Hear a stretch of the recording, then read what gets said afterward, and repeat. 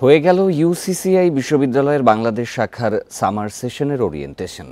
বিকেলে রাজধানীর সামরিক জাদুঘরের অডিটোরিয়ামে এই আয়োজন করা হয়। এতে প্রধান অতিথি সংসদ সদস্য ফরিদা ইয়াসমিন বলেন, বিকাশে কম খরচে ক্যাশ আউটের লিমিট বেড়ে 50,000, প্রিয় এজেন্টও 2টা। বিশ্ব দরবারে বাংলাদেশের শিক্ষার্থীদের প্রতিনিধিত্ব বাড়াতে প্রয়োজন গুণগত শিক্ষার দিকে গুরুত্ব দেয়া।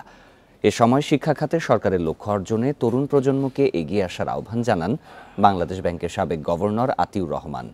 এ সময় বক্তারা শিক্ষা খাতে গবেষণা বাড়াতে প্রয়োজন সমন্বিত উদ্যোগ নেয়ার আহ্বান জানান।